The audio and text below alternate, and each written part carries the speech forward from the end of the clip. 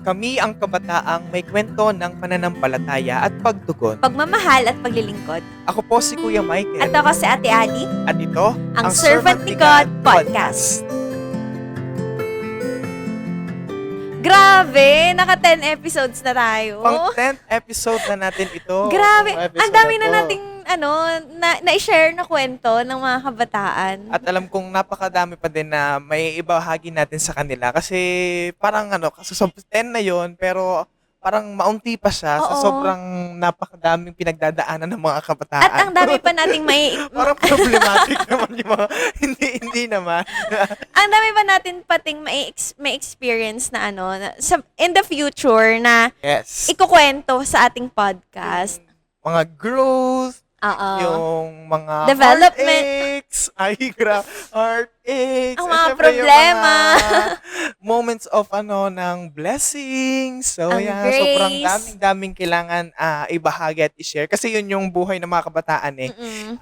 Nabuhay sila para mag-share ng kanilang mga experiences. Oo, tama. Yes. So ano bang meron dito sa ating 10th episode, Ate Ali? Ayan, so dito sa ating pang 10th episode, pag-uusapan natin ang ating growth, development. So kaya pala nabanggit kanina. Pinasok na. Ayan, so 'di ba, sinabi nga natin na ang dami nating kwento, ang dami nating experiences na nararanasan dito sa ministry, and parang it's worth sharing. Yes. Diba? So, and sa mga na-experience na yun, for sure, meron tayong mga natutunan, mga... Kasi yung experiences din natin and yung growth natin sa journey ito, maaaring pagdadaanan pa lang ng mga kabataan at maaaring napagdaanan na din ng iba pang mga kabataan na natin. Magandang Na pagnilayan. napapakinggan, no? Magandang pagnilayan nga natin. So, simulan na natin ang paglalakbay sa growth ng mga nating dalawa. Kasi perspective nating dalawa ito eh. Ikaw ba? Ano bang mga development or growth yung napansin mo nung sumali ka dito sa ministry and ngayon? Okay. Thank you for that wonderful question. Ang arte. So, development and growth, so bago ko i-share yung mga development and growth na parang yung development and growth sa akin ay i-define ko siya as a grace. So, para maging introduction. Wow, may format yung sharing. So, introduction para sa akin yung development and growth ay grace. And lahat ng mga i-share ko ay graces na receive at na-experience ko din sa journey ko dito sa youth ministry. So, una na doon ay yung syempre, ay yung pagiging grateful sa lahat ng mga kabataan na nakakasama natin dito sa paglilingkod sa youth ministry. Kasi, hindi naman palaging consistent yung mga kabataan na nakakasama natin dito. And, sa iba-iba na dumadating, pero yung pagiging grateful at pagiging blessed na palaging mayroong kabataan na lagi nandyan ay sobrang laking development din para sa akin dahil yun ay part ng aking paglago. Yung appreciation sa lahat ng efforts and commitment na binibigay ng mga kabataan natin. At saka ang dami nating natututunan sa bawat tao, sa bawat kabataan na nakakasalamuhan natin. Depende sa mga pinanggalingan nilang experiences, depende sa kwento ng buhay nila. Oo. Sa age din ng mga youth natin, may mga bata, may mga sobrang, hindi mo sobra. So, sinati Ian na ba yun? Name drop. Joke lang. So, yung mga medyo matatanda, may mga ate at kuya. Oo. Tapos yung mga mas bata sa atin. Mga mas bata sa atin. Na doon mo ma-realize na may iba-ibang lalim ang bawat kabataan. Yes, and yun ay part ng aking development, growth dito sa youth ministry. Ikaw ba, Ate Ali? Ako naman, kung personal development yung pag-uusapan, siguro, yung development sa public speaking. Kasi parang dati, never mo ako makikita sa unahan, nagsasalita, nagsashare ng kwento ko, nagsashare ng thoughts. Kasi more on writing ako. kapag meron akong mga experiences, thoughts na bumabagabag sa isip ko or meron akong mga natutunan sa araw na yun, sinusulat ko siya. And walang ibang nakakaalam ng mga bagay na yon. Pero ngayon, parang bigla na lang ako nahihila sa unahan. Maya-maya nakikita ko sarili ko, may hawak na akong mic, nagsha-share ng kwento, ganan. Or Kaya nang mag-on the spot. hindi naman, pero Oo. parang ganon. Yun, parang na-realize ko na na kaya kong magkwento sa harap ng mga tao na dati sinusulat ko lang at kami lang ng notebook ko yung nagkakaintindihan. Yun, siguro part yun ng development. Napakalaking growth din nun sa iyo. Kasi sobrang laki din ng grabe kung growth, improvement sa iyo na makapagsalita kasi hindi lahat ay may lakas ng loob na makapagbahagi ng kanyang mga pinagdadaanan. And nung narating mo yung point na yan ay laking blessing sa ating mga youth din, ano. So, ako din, next ko sigurong development ay dito sa youth ministry, siguro yung to think of the ministry and not of myself. Hindi pa siya full, hindi ko pa siya na-develop, pero yung sa point na maging aware dun sa ideyang ganon, I think nagsa-start na yung development Oh, and parang you are getting there. I am getting As there. ano ba yan? As a ministry head, yung point of view na yan. Sa lahat din siguro kasi feeling ko ay lahat naman ng lahat ng nasa youth ministry ay binibuild natin sila. Lahat sila yung leaders and binibuild natin sila. So siguro may factor din yung sa ministry head pero ito ay in general sa youth ministry mismo. Yun kasi kung ang napakagandang maisip or maging foundation ng mga kabataan yung growth na maisip na ang kanilang ginagawa arte nung kanilang na ang Slang kanilang yan. na ang kanilang ginagawa ay para sa ministry at hindi para sa kanilang sarili. Siguro bonus na din yung growth para sa sarili. Pero kaya ka naman nag-grow dahil din sa ministry at dahil din para i-share yung iyong paglago sa ministry. So, yun yung isang challenge din sa atin. Sa lahat ng mga naglilingkod na yung paglago natin ay hindi natin sasarilihin, kundi ipapasa natin sa ating mga kapwa kabataan pa. Parang lagi nating sinasabi yung pass it forward. Oo. Kasi sino magpapatuloy kung walang Diba? Oo, tama. So, dapat ay para maging effective yung ating evangelization, sana ay may pasa yung mga values and the idea of God and the church. Yun. Siguro ako din naman, kung isasama sa personal development or sa growth yung mga kabataan na nakakasalamuhan natin, feeling ko ako ay naging social butterfly. Naging butterfly. Bakit? Explain mo, Ate Ali, kung bakit ka naging butterfly. Kasi, parang sinasabi yan sa akin ng mga kaibigan ko outside ministry. Kasi parang, ang dami ko daw ang dami kong circle of friends. Tapos basta ang daming nating nakakasamang tao, ang daming nating nakakasamang kabataan. Especially ang laki ng bilog natin sa ministry. So parang, ang dami kong nakasalamuhang tao and merong mga times na naglalakad ako sa daan tas may makikita akong member ng PYM, biglang mapapahello ako tas kasama ko yung iba kong mga kaibigan. Sinasabi nila na social butterfly daw ako. Kasi ang dami kong ang daming friends, ganon. So parang na-develop din yung relationship with other people.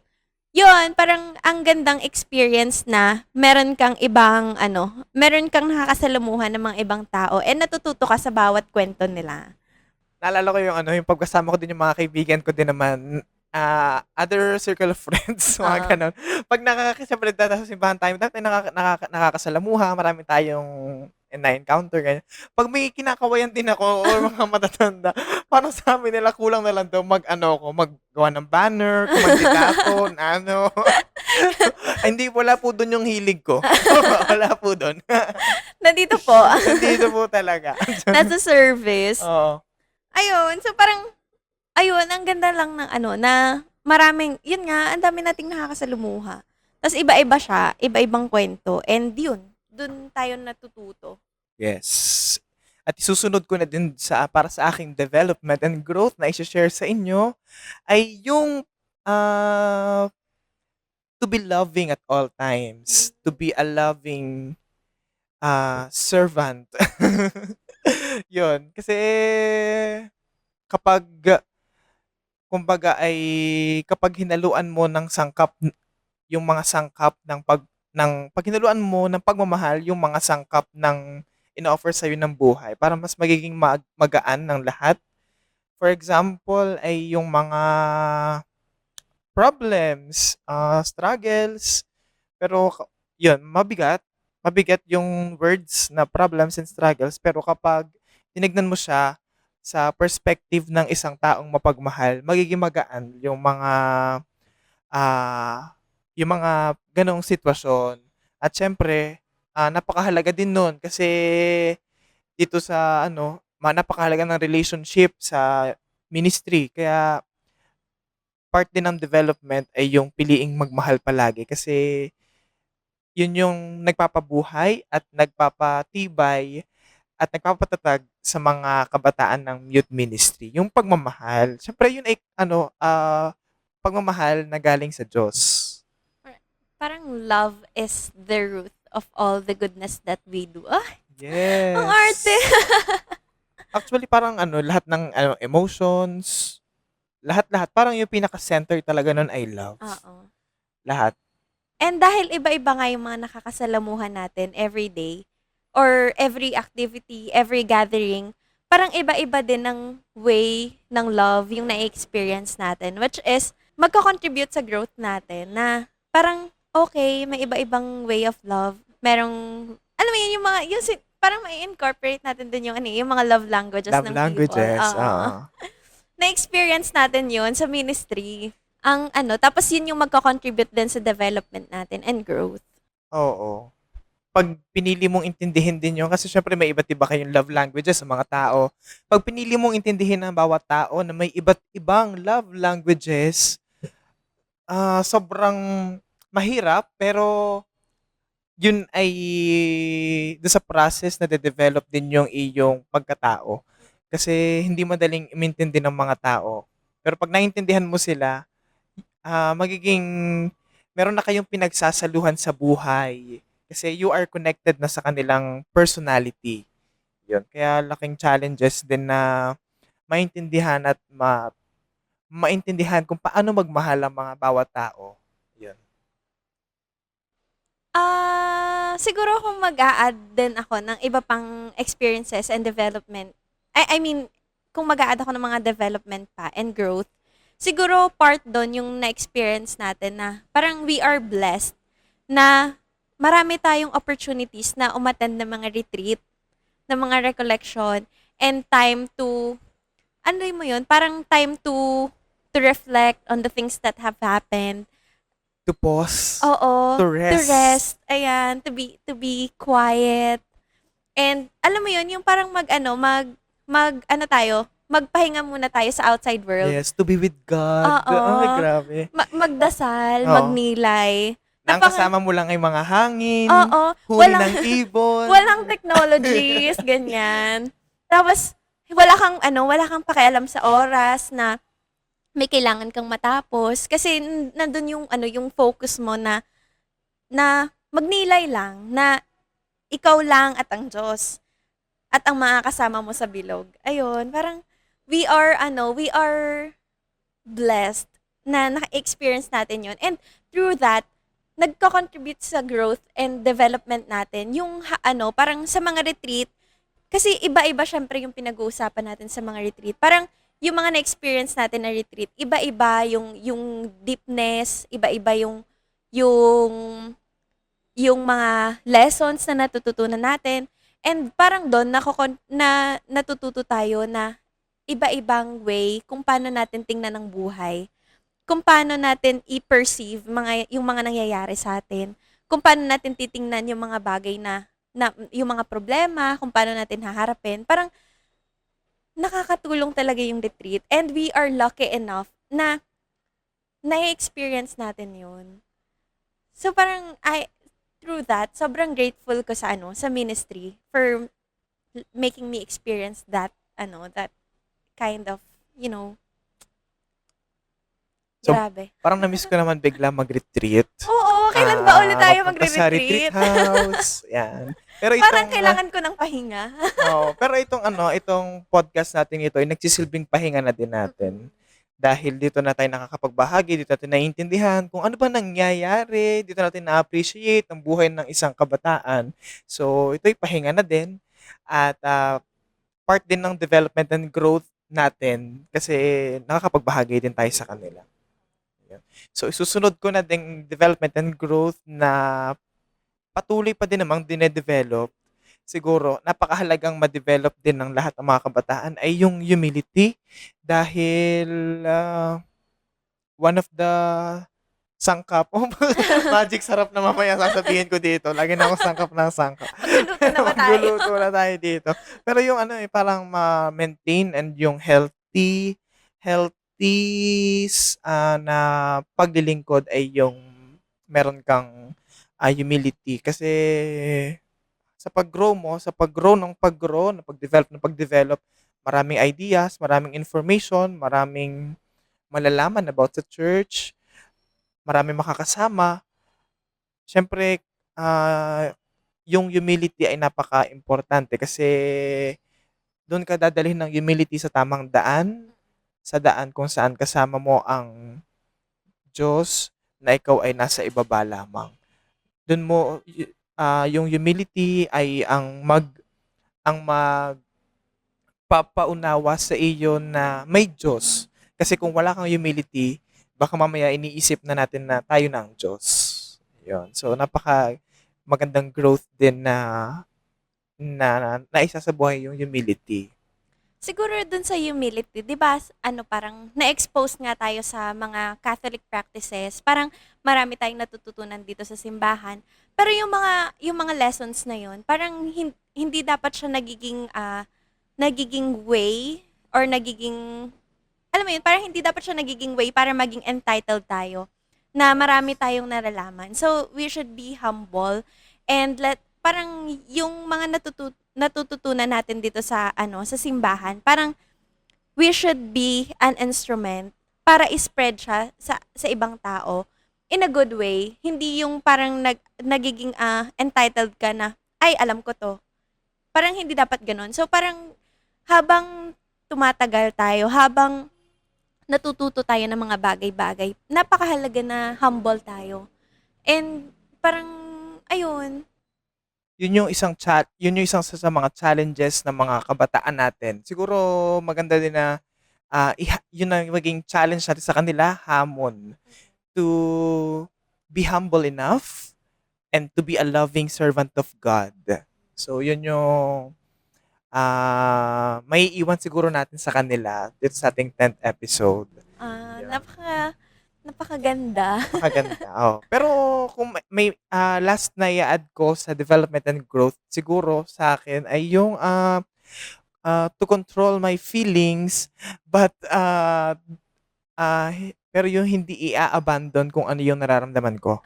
Tama, Yung tama. matutunan na i-control ang nararamdaman pero hindi kakalimutan na may nararamdaman din naman ako. Yung To parang acknowledge to your acknowledge your feelings. So napakahirap nun at pero kaya. Oo. Pero kaya. So kailangan din mag-discern ng maayos dahil through discernment, dun mo mas naiintindihan yung sitwasyon na nagaganap, nangyayari sa iyo. Yun. Kapag dun sa sinabi mo na to acknowledge your feelings pero hindi mo ina-abandon yung sarili mo, napakahalaga na alam mo yung nararamdaman mo and hindi ka magpapadala sa emosyon. Especially kapag marami tayong nakakasalamuhang tao, tapos meron tayong mga pinagdadaan ng problema, pero mga bagay na mga bagay or mga nangyayari na hindi tayo nagugustuhan, parang napakahalaga na magnilay tayo at hindi magpadala sa emosyon kapag meron tayong gagawing bagay, meron tayong mga desisyon na gagawin. And alam mo yun, sa pagninilay, yung parang dito ko natutunan sa ministry na kung gaano kahalaga yung pagninilay, na uupo ka sa isang spot at pag-iisipang mabuti yung mga nangyayari sa buhay mo, parang i-digest mo, na ikukuwento mo kay God na ito yung nangyayari kasi alam mong nakikinig siya. And then through that, parang sa pagninilay na yun, maaano mo na hindi ka makakagawa agad ng actions, kundi parang pag-iisipan mo muna para hindi ka madala ng emotions mo. And at the same time, in-acknowledge mo kung ano yung nararamdaman mo. Parang, Oo. Speaking of emotions and feelings, no, napakahalaga din na malaman ng mga kabataan natin at ng mga leaders na naglilingkod sa ating simbahan na mayroong mga pagkakataon na dapat isaalang-alang ang emosyon ng isang tao at meron din naman na may mga chances din naman na hindi natin dapat muna isang tabi muna natin yung mga nararamdaman natin kasi napakalaking epekto din nun sa ating ginagawang paglilingkod dito sa simbahan kasi kunwari ikaw ay malungkot tapos may kailangan gawin dito. So, walang mangyayari kung tayo ay magduduel na lamang sa ating mga nararamdaman. So, yun yung isa sa mga challenges, mahirap, pero pinapatatag tayo bilang isang tao. Yun yung isa sa mga natutunan ko din dito sa ating youth ministry. grabe no, ang dami pala nating ano, parang hindi mo napapansin na ang dami palang development and growth. I mean, hindi mo napapansin na ang dami palang nako-contribute ng ministry at ng mga kabataan sa loob ng ministry sa development and growth natin. At parang dito sa episode na 'to ko lang na ano, napagtanto na, ay ganito pala yung nangyayari. Parang etong episode 10 naging ano siya, naging way para makapagnilay ako sa buhay 'no. Dami palang natutunan. Oo. Tulad nga ng sabi ko kanina, itong development na ito, itong growth na ito ay graces. So, hindi natin tayo makapaniwala na ang dami na pala, pero ito ay graces. And speaking of our 10th episode, so kamusta yung experience mo kaya sa experience mo from our first episode hanggang ngayon dito sa 10th episode natin? Grabe, kasi ang dami nating ano, ang dami na nung 10 episodes, ang dami na nating na-share na kwento. Oo. Pero alam mo yon nung first episode, oo, tama. Marami pa tayong may-experience. So, parang naalala ko nung first episode, super awkward. Oo, kung ma-feel nyo din. Pero nakita yung growth, no? Oo, May grabe growth din naman. naman eh. Naging Kahit papaano. comfy. Ayun, parang nung first episode, parang ang awkward ko kasi hindi ako, parang siguro yung challenge ng podcast na to, dito sa 10 episodes na to, masasabi ko na challenging siya for me. Kasi, yun nga, nasabi ko kanina na nagsusulat ako kapag meron ako mga thoughts, sinusulat ko siya. Tapos kapag may kausap ako, more on listener ako. More on, nakikinig ako, dinadigest ko kung ano yung sinasabi nila. And hindi ako masyadong madaldal. So, this podcast, naging super challenging siya kasi feeling ko kailangan kong mag-contribute, kailangan kong mag-share ng knowledge, mag-share ng thoughts ko on the spot. Parang ito, yung parang kailangan ko siyang kasi hindi naman pwedeng sa podcast, tahimik ka lang, ba't nag-podcast ka pa? Yeah. 'Di ba? So, parang super challenging niya. But at the same time, na-enjoy ko siya kasi parang, iniisip ko na this is another way of sharing my thoughts. And I feel like I am sharing my thoughts to the rest of the world. Wow! The rest of the world. Pero kasi syempre, ina-upload natin siya sa internet and hindi natin alam kung saan to nakakarating, 'di ba? Pero masaya siya kapag isipin mo na through this podcast, you are inspiring other people through our stories and parang nag-i-invite din especially sa mga kabataan na sana kung gusto nyo din, ma-experience din yung ganito, yun, parang, okay, ang ganda ng experience ng podcast. Ikaw ba? So ako, experience ko dito sa from the very first episode hanggang dito sa ating 10th episode ay ano ba? So siguro yung natutunan ko na lang yung i-share ko about dito ay yung kasi dito sa podcast tayong dalawa yung nagsasalita ako, nagse-share ako galing sa aking perspective. So yung challenge na na kailangan ay mindful din ako ay yung to present not myself but the ministry, but the church, to present God to our listeners. So it is not me na pine-present ko. So yun yung experience ko na feeling ko ay very meaningful na i-share din sa kanila kasi yun yung pinaka-challenge. Kasi hindi lamang sa podcast hindi lamang siya sa akin. So maaring mapagnilayan din ng iba pa nating mga ka-servant dyan. Mapagnilayan ng ating mga ka-servant dyan kung sino ba talaga ang ating, at kung sino ba talaga ang ating pinaglilingkuran, ano ba talaga yung purpose ng ating na ano. So, magandang mapagnilayan yon. So, very challenging kasi we are speaking from our experiences. Pero kahit na yun ay from our experiences, we should go back to the root of all this, which is the ministry of God. So, yun. The experience. Aside from experiences, 'di ba, every episode meron tayong one word na nagsa-sum up ng bawat ng thoughts natin per episode. Siguro dito sa 10th episode, yung one word na magsa-sum up sa lahat ng episodes na pinalabas natin. Ano yung one word mo? So, for the 10th episode of this podcast, ang aking one word ay gift. Wow, Yeah, gift. kung kanina graces, yung mga development. So, itong one word ko ay gift because uh, this podcast is a gift. I am a gift. You are a gift. And we are all a gift to each other. Yan. Kasi sino bang napakadaming mga kabataan natin na nandito sa parokya. Napakadaming may pwedeng mag-share, napakadaming pwedeng umupo dito sa upuan na to, pero isang regalo na ako ay makapagbahagi din sa ating mga ka-servant diyan na ano. Ayun, kaya ito ay regalo. Regalo yung lahat ng developments and growths na aking natutunan at regalo din yung ibibigay ko at ibibigay ko din itong regalong ito para sa inyong lahat, para sama-sama tayong maglakbay dito sa buhay ng paglilingkod na ito, journeying together. Synod. Yes, to enlarge the space of our Our tent. tent. Wow. Ikaw, Ate Ali, what is your one word? Siguro sa akin, one word ko sa lahat ng episodes ay instrument. Parang sa buong Kung simula, magiging instrument ka, ano ka at bakit? siguro? Pinasok. Pinag-isipan. Pinag-isipan. Alam mo naman. Sige, wag na lang muna sagutin. Hindi, sasagutin sige. ko. Siguro, guitar na lang, guitar. Gusto ko kasi nagpa-play ng guitar. Anyway, ang buong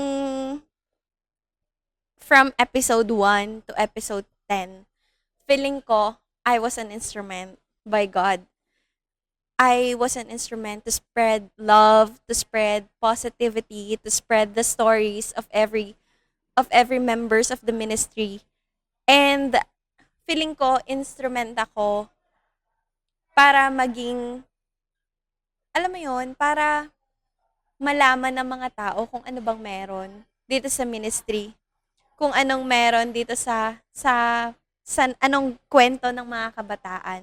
And magandang maging instrumento na hindi, alam mo yon, hindi para sa sarili natin yung ginagawa natin, kundi para maibahagi, katulad ng sinabi mo, maibahagi ang kung anong meron tayo. Kasi parang nandito tayo hindi para sabihin kung sino tayo. Hindi para magpakilala kung sino ako, kundi para ipakilala ang simbahan, para ipakilala ang ministry, para ipakilala ang Diyos. Yun, parang okay. Wala akong masabi. Oo. So ito ay yung podcast natin more on about youth servant pero magandang maging malinaw din na hindi natin ipinapakilala yung mga kabataan. So, pinapakilala natin ang simbahan sa pamamagitan ng mga kabataan. So, yun yung isa sa mga additionals lang. Yes. Very kalma ng ating 10th episode na ito. Kasi Abe. very ano naman, very super nilay. Super nilay daw. Pero napakaganda ng mga pinag-usapan. Yes, and I think that concludes our 10th episode ng ating Servant ni God podcast. Congratulations sa atin dahil nakaabot na tayo dito sa ika-10 episode ng ating podcast. So ano pa kaya mga ilulook forward nila? Malalaman natin mamaya. Oh, nagbalita. Nagbalita. Pero Back to you. Back to you. Okay, back to me. And here's sa aming parokya ni San Sebastian. Kung gusto nyo rin ma-experience ang aming kwentong Servant ni God, our doors, the Parish Youth Ministry of San Sebastian Cathedral, are very open for you and be part of our spiritual family.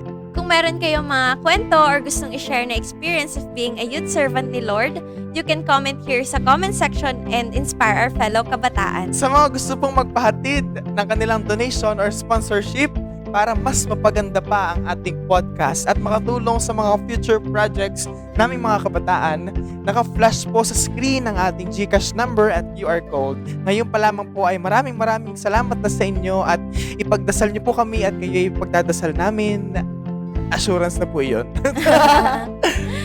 At ito na po yung last episode namin ng Season 1. That concludes the first season of our podcast. And the beginning of a new season. Ang bagong season na mas makikilala at maririnig pa natin ang ibang kwento ng mga kabataan at ng mga naglilingkod sa Diyos. You can stream this podcast on Spotify, Servant ni God Podcast, YouTube, PYM San Sebastian Cathedral, and Facebook page, Parish Youth Ministry of San Sebastian Cathedral, Lipa. Follow us on our social media platforms and never miss an episode. Ma-inspire, makinig, magmahal at patuloy na maglingkod hanggang sa susunod na episode. Ako po si Kuya Michael. At ako si Ate Ali. At ito, ang Servant ni God Podcast. Bye! Bye!